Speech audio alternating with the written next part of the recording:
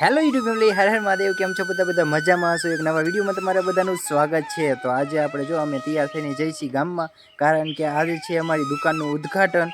એટલે અહીંયા જવાનું છે, નહીં કહીએ તો અહીંયામાં મમ ખાવાનું હે ન હોય. તો હાલો અમે તૈયાર થઈ ગયા ને હવે જો ચમેલી ઉપર બેસી ગયા ને હવે જવા દઈશી ગામમાં. શું ઠીક, ભાગ પછી ખાવાનો હે. તો હાલો, તો ફાઇનલી આપણે ગામમાં તો પહોંચી ગયા અને આ છે આપણો પહેલો ધંધો. એટલે કે સૌથી ફર્સ્ટ આપણે જો દુકાન બનાવી છે. અત્યાર લગન તો આપણે ખેતી જ કરતા હતા, પરંતુ આપણે એક નાની કેવડી દુકાન બનાવી છે અને એના માટે આપણે થોડીક પૂજાપાઠ કરીશું. સૌથી પહેલાં તો ગણેશ સ્થાપના કરીશું અને એવું બધી વિધિ કરીશું. તો આપણે મહારાજને પણ બોલાયા છે, તો એ પ્રમાણે પપ્પા પણ બેસી ગયા છે એ વિધિ કરવા. જે થતું હોય એ હવન ને એવું બધું કરવાનું હતું એ બધું કરવા માંડ્યા છે. અને સૌથી પહેલાં તો ગણેશ સ્થાપના કરવાની છે, કારણ કે તમને પણ ખબર હશે ને આપણને બધાને ખબર છે કે સૌથી પહેલાં તો ગણેશ સ્થાપના તો કરે જ. તો આપણો આ પહેલો ધંધો છે, એટલે કે અમે અત્યાર લગન તો ખેતી જ કરતા હતા અને આ આપણે સૌ પ્રથમ આપણે દુકાન ચાલુ કરી છે. નાની કેવડી અત્યારે તો ચાલુ કરી છે, તો એના કારણે આપણે નાની કેવડી પૂજા પણ કરી. એટલે કે ગણેશ સ્થાપના, આપણા કુળદેવીજી માતાજી હોય એને, તો એને બધાનું આપણે હવન પૂજા કરીને આપણે એવું કરવામાં આવ્યું છે.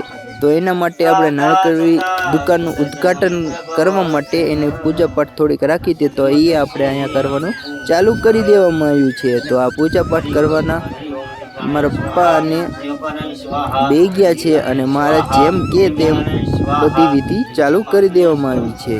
તો અત્યારે તો જો આપણો સૌથી પ્રથમ આવ્યું હવે દુકાનનું ઉદ્ઘાટન કર્યું છે આજે, એટલે કે કાલે કર્યું છે. કાલે સવારમાં 9 વાગ્યા લગનનું મુહૂર્ત હતું, એટલે કે ત્યાં લગનમાં મુહૂર્ત કરી નાખવાનું હતું. તો જો આ કડક ને એવી રીતે જે પ્રમાણે મહારાજ છે એ પ્રમાણે બધું વિધિ કરવાનું ચાલુ છે. તો તમે એન્જોય કરો અને બહાર કેટલા લોકો આવ્યા છે એ પણ તમને દેખાડીશ. કે ગામમાં એટલે કે ગામડું તો નાનું એવડું હોય, એટલે એમાં તો બહુ એટલા બધા માણસો આવે નહીં. એટલે કે જે પણ આપણે બોલાયા હતા એ બધા ઘણા બધા આવ્યા અને દિવસે તો બધા કામે ગયા જાય એટલે નવરા હોય નહીં. પણ સવારમાં જ મુહૂર્ત હતું એટલે આપણે જે પણ આવ્યા એને બોલાયા હતા.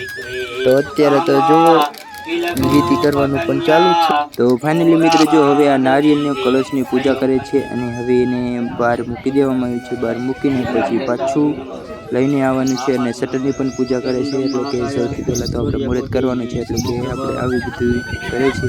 અને આપણે બધા ભાઈઓ બેઠા છે, તો તમને પણ દેખાડી દઉં. જો આ અમારા બધા ઘરના માણસો આવી ગયા છે. અને આમ મોટા માણસોની વાત કરે તો આવી રીતે બધા આવી ગયા છે. ઘણા બધા લોકો પણ આવી ગયા છે. ગામડાની વાત કરીએ તો ગામડામાં એટલા બધા લોકો હોય નહીં, કારણ કે અત્યારે દિવસનો તો બહુ બધા માણસ કામે વહી ગયા હોય.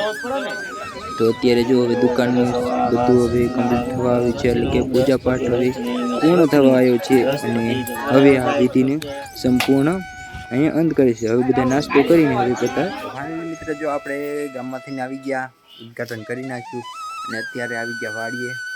અને અત્યારે જો સાંજ પડી ગઈ છે ને 100 વાગવા આવ્યા છે. ડોબા દોવાનું ચાલુ કરી નાખ્યું છે. તો હાલો મળીએ નવા વ્લોગમાં. બાય.